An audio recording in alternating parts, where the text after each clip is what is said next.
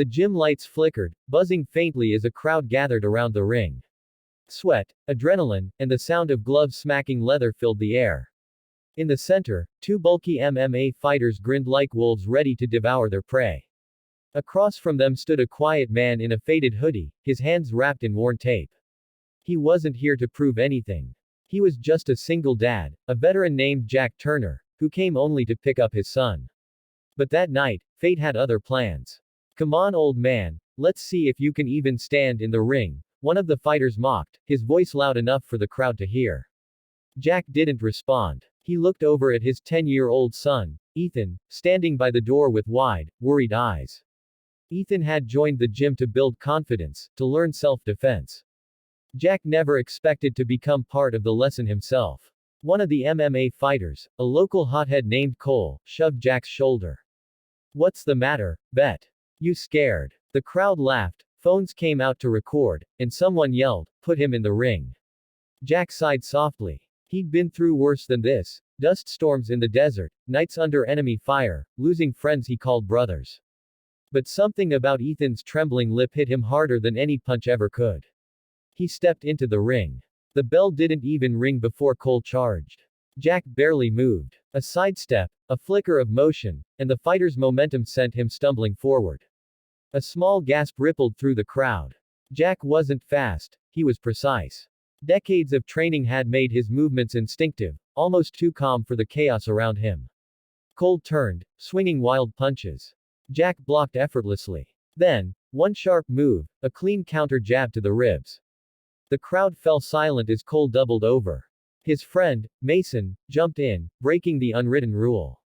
2-on-1. "Dad!" Ethan screamed. Jack's eyes sharpened. The soldier in him woke up. Mason swung a roundhouse kick, but Jack ducked under, catching his leg midair. A quick twist, a pivot, and Mason hit the mat with a thud that echoed through the gym. Cole rushed again, only to find himself locked in a chokehold before he could even raise his fists. "Enough," Jack said, his voice calm but commanding. He released them and stepped back. Both men gasped for air, too stunned to respond. The crowd didn't cheer at first, they were too shocked.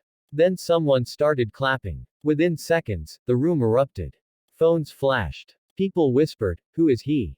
Jack turned to Ethan. "Let's go, buddy." Outside, the night air was cool.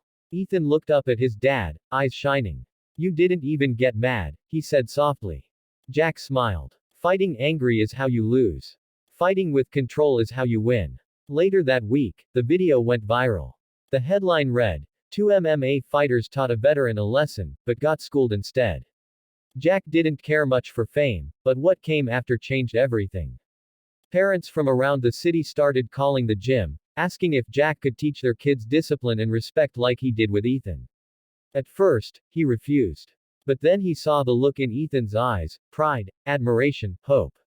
So he agreed. The gym turned into something new. Not a place for bullies or egos, but for kids who needed direction, for teens searching for strength in the right way. Months later, Cole and Mason returned. Not to fight, but to apologize. "We were stupid," Cole said quietly. "You didn't humiliate us, you showed us what real strength looks like." Jack shook his hand. "Then you learned the most important part." When Ethan saw that, he smiled from the sidelines. He wasn't scared of bullies anymore. He knew now what kind of man his father was, not just a veteran, but a protector, a teacher, and a quiet hero. The video that started as a mockery became a symbol. A message spread across millions of screens. Real warriors fight not to hurt, but to protect. So, if you're watching this right now, remember this. Respect is earned, not demanded. Strength isn't about how hard you hit, it's about how well you rise, how you guide others when they're lost.